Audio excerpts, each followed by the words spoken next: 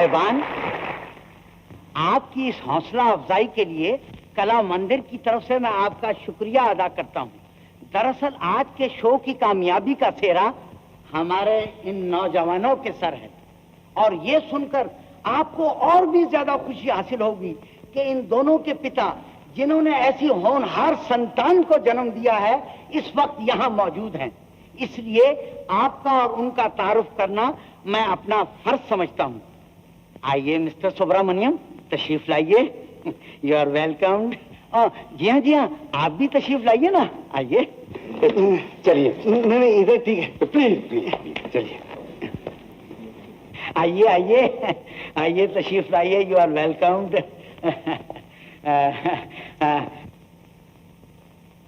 साहिबान, आप हैं जानकी के पिता मिस्टर सुब्रमण्यम।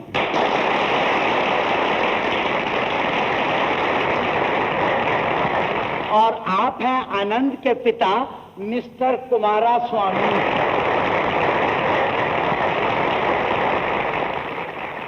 पिताजी। क्या है बेटा? आइए खन्ना साहब। मिस्टर खन्ना, ये है मेरे होने वाले दामाद, और ये है इनके पिता मिस्टर सुब्रमण्यम। ये क्या मजाक है? ये मेरा बेटा है और ये मेरा नौकर। हाँ? क्यों बे नमक हराम, तू इसका बाप है? बोल।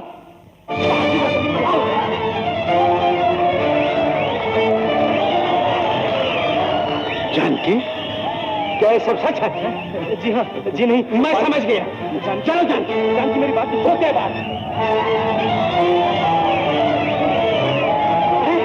आखिर ये क्या गड़बड़ है? पर्दा गिराओ, अरे जल्दी पर्दा गिराओ।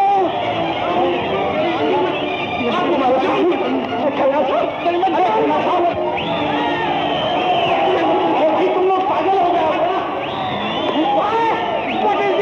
लाठी चार्ज। अरे पर्दा गिराओ। तुमसे मेल बढ़ते ही तुम्हारे पिताजी के विचारों का पता चला। तुमसे सच सच कहने की हिम्मत नहीं हुई, इस डर से कि कहीं तुम्हें न खो दूं। पर मुझसे कहने में क्या हर्ज था? क्या मुझ पर भी भरोसा नहीं था? शो से पहले मैं तुमसे यही जरूरी बात कहना चाहता था जो तुम जल्दी में टाल गई। मुझे क्या पता था कि कुदरत इतनी सी देर में हमारे साथ इतना बड़ा मजाक करेगी। लेकिन मैं पूछता हूं, मेरे पंजाबी होने से तुम्हारे लिए तो कोई फर्क नहीं पड़ा? ये कैसी बातें करती हो आनंद? इंसान इंसान से प्रेम करता है, मगर दूसरों के लिए बहुत फर्क पड़ गया है। पिताजी तो यहाँ तक कहते हैं कि तुम्हारे साथ मिलकर मैंने भी उन्हें धोखा दिया है। सचमुच जानकी, मेरी वजह से तुम्हें बड़ी परेशानी उठानी पड़ी, लेकिन मैं क्या करूं, मेरी तो किस्मत ही खराब है। आज घर और बाहर वाले सभी मुझसे नफरत कर रहे हैं। मैं तुमसे नफरत नहीं करती। मेरी खातिर जो कुछ तुमने किया है उसका मुझे पूरा एहसास है। सच जानकी, अगर तुम मेरे साथ हो तो मुझे किसी की परवाह नहीं। जो भी मुसीबत आएगी हम दोनों मिलकर सामना करेंगे।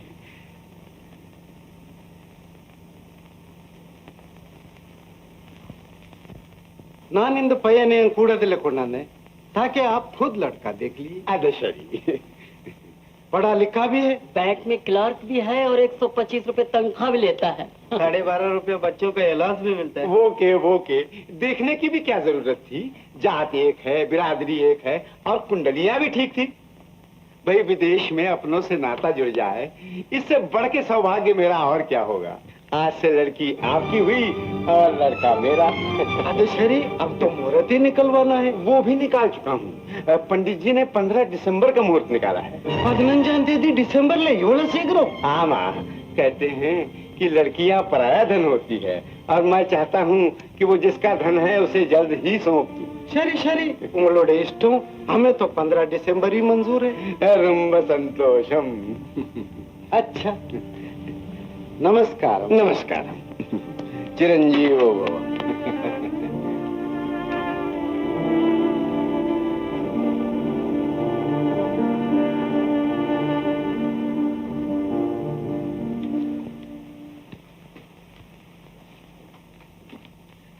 पिताजी, आप मेरी शादी की बात कर रहे थे? और किसकी?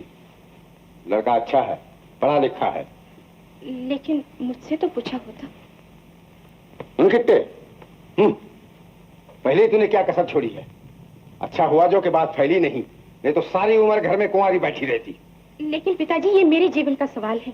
लड़की का जीवन ही इतना है कि शादी से पहले माँ बाप की आज्ञा का पालन करना और शादी के बाद अपने पति की सेवा करना। केड़, आज के बाद तुमने घर से बाहर कदम रखा तो मुझसे बुरा कोई ना होगा। रंजिता। पर पिताजी, ये तो सोचिए, मैं उस आदमी को जानती नहीं। कौन है, कैसा है? जैसा है उस बदमाश और लफंगे से अच्छा है। कहाँ वो, कहाँ हम। वो पंजाबी, हम मद्रासी, हम दोनों में मेल ही क्या है? वो मद्रासी, हम पंजाबी, हम दोनों में मेल ही क्या है? ओहो सरदारी लाल जी, वो तो मैं भी मानता हूँ, पर वो बात तो खत्म हो चुकी। लड़का गलती कर रहा था, मैंने अच्छी तरह काम खींच दिए। अब देखिए ना, लाला चूनीलाल जी कितने बड़े आदमी हैं, कितना बड़ा खानदान है। उनके यहाँ आपकी लड़की की शादी की बातचीत चल रही है। हम सबको बड़ी खुशी है। कल को उनके कान तक ये बात पहुंचे तो कितना बुरा असर पड़ सकता है। पढ़ना भी चाहिए। कोई भी शरीफ आदमी इस बात को गवारा नहीं करेगा। मुझे खुद अपनी इज्जत का ख्याल है। दौलत राम जी, ये सिर्फ आपकी इज्जत का सवाल नहीं, सारी बिरादरी की इज्जत का सवाल है। शाह जी, मैं कहाँ इनकार करता हूँ इस बात से। मैं बिरादरी के लिए लड़का छोड़ सकता हूँ, लड़के के लिए बिरादरी नहीं छोड़ सकता। लाला जी, हमें आपसे यही उम्मीद। आखिर बिरादरी ही तो सब कुछ है, अकेला आदमी किस काम का। अब बिरादरी वाले ही तो दुख सुख में काम आते हैं। अब क्यों कन्हैया लाल जी? बिल्कुल। कपूर साहब, अब तो आपको कोई शिकायत नहीं? जी, शिकायत कैसी? जो बात हमें नागवार गुजरी फर्ज समझकर कहने चले आए। अच्छा दौलत राम जी, तकलीफ माफ करना। तकलीफ की क्या बात है सरदारी लाल जी। मुझे इस चीज की खुशी हुई कि आप मेरे लिए इतना महसूस करते हैं। अपनों को हमदर्दी न होगी तो क्या गैरों को? अजी, कैसी बातें कर रहे हैं आप? ये तो हमारा फर्ज था। अच्छा, नमस्ते। नमस्ते नमस्ते नमस्ते।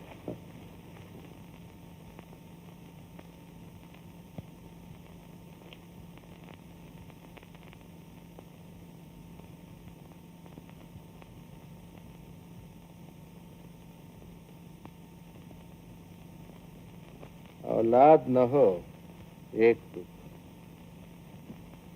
हो के मर जाए 100 दुख, हो और नालायक हो तो दुखों का ठिकाना नहीं। मैंने कौन सा खून कर दिया है पिताजी? खून कर देता तो अच्छा होता, फांसी लग जाता, हम रोका सब तो कर लेते। आज तेरी बदौलत इनका मुंह नहीं देखा था, उनके पैर देखने पड़े।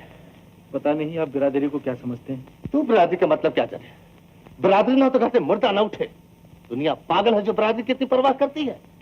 बेवकूफ, नालायक कहीं का। माँ, ये पिताजी भी खामखा। ठीक ही तो कहते हैं, तो इन बातों को नहीं समझ सकता। अच्छा रिश्ता जिंदगी में बार बार नहीं मिलता। जानता है, तेरी जरा सी करतूत से निकी जन्म भर इस घर में कवारी बैठी रह सकती है। अब आगे अगर हमारा ख्याल नहीं तो कम से कम अपनी बहन का तो ख्याल कर।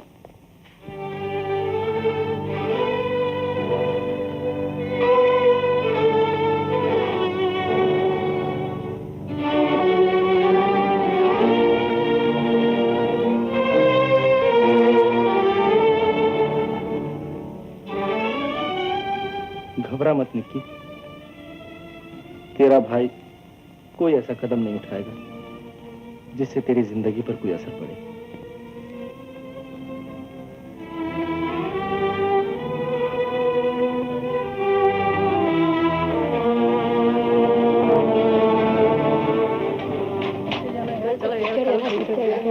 नमस्ते दीदी। अच्छा हुआ तुम आ गए आनंद, मैं खुद आ रही थी तुम्हें मिलने। इधर आओ।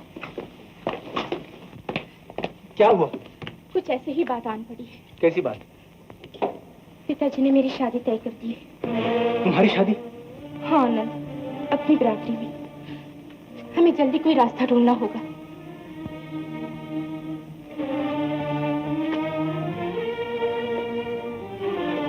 क्यों? तुम खामोश क्यों हो गए? कोई रास्ता नजर नहीं आता इसलिए। मेरे पिताजी ने भी निक्की की शादी एक ऊंचे पंजाबी घराने में ठहरा दी है। हमारे किसी भी कदम से शादी टूट सकती है। ओह, जानकी, निकी का ब्याह होना चाहिए। मैं मरूं या जीऊं तुम्हारी बला से। ऐसा मत सोचो जानकी। मैं चाहता हूं कि तुम किसी तरह अपने पिताजी को मना लो। और ये बात तो सिर्फ चंद महीनों की है। चंद महीने गुजरने में देरी कितनी लगती है, यूं चुटकियों में गुजर जाते हैं। नहीं गुजरते आनंद, बरसों में भी नहीं गुजरते। और गुजरेंगे कब? शादी के बाद। पिताजी ने तारीख भी मुकर्रर कर दी है। नहीं नहीं, ये जुल्म है। इस जुल्म के खिलाफ तुम्हें आवाज उठानी चाहिए। और तुम्हें कुछ नहीं करना चाहिए। तुम चाहते हो मैं तो अपने पिताजी के खिलाफ आवाज उठाऊं और तुम अपने घर में फरमाबरदार बेटे बने रहो, यही ना? ये नहीं जानती, तुम नहीं जानती मेरे दिल में तुम्हारे लिए कितना प्यार है।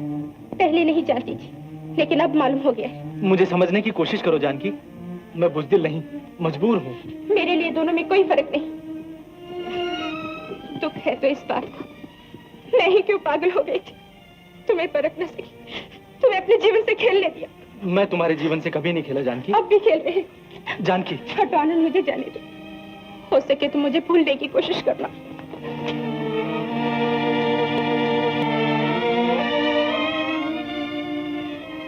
जानकी, मैं तुझसे बहुत नाराज हूँ। मुझसे तो भगवान ही नाराज है चाचा। ये क्या, तू रो रही है? नहीं चाचा, आंख में कुछ गिर गया है। दोनों आंखों में कुछ गिर गया है, मुझे बनाती है। चल इधर आ, चल।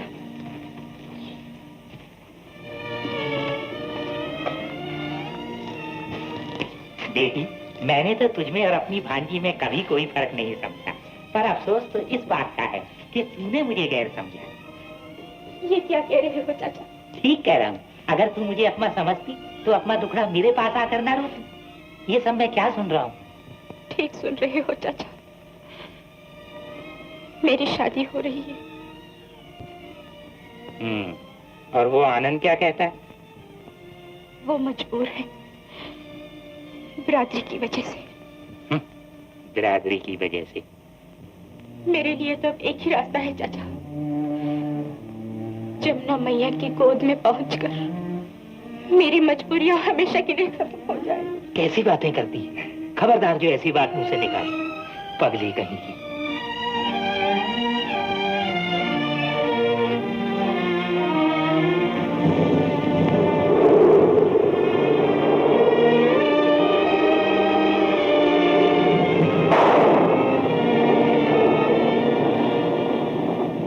लो खाना खा लो बीबी जी।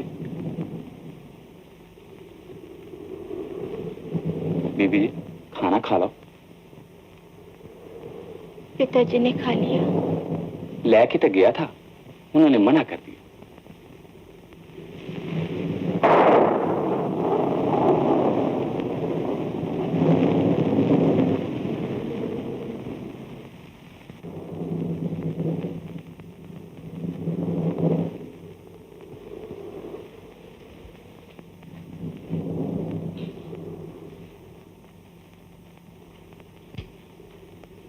खाना खा लीजिए पिताजी,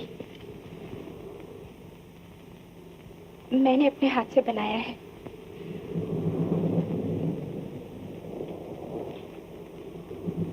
इंगे परिंदे। जी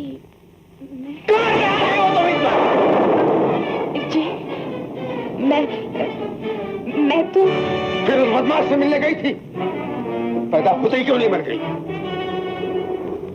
पिताजी। खबरदार जो मुझे पिताजी कहा तो। ऐसा मैंने क्या किया है पिताजी? अब करने को क्या बचा है बेशरम? इससे तो अच्छा हो तो कहीं जमुना में मैं समझ लूंगा कि मेरी कोई बेटी नहीं थी। दूर हो जा मेरी नजरों के सामने से।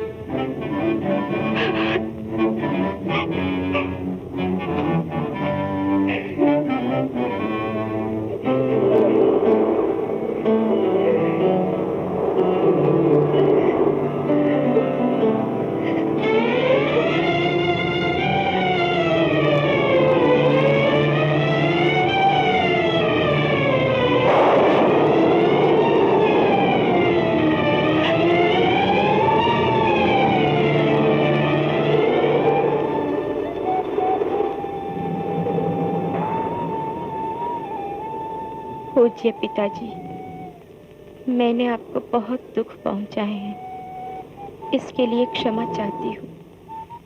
जब इंसान के सब सहारे टूट जाते हैं तो भगवान का सहारा रह जाता है। मेरे लिए भी अब वही सहारा बाकी है। आपकी आज्ञा अनुसार जमुना की गोद में शरण लेने जा रही हूँ। आशा है कि मेरे बाद आपके सब दुख दूर हो जाएंगे। आपकी अभागिन बेटी।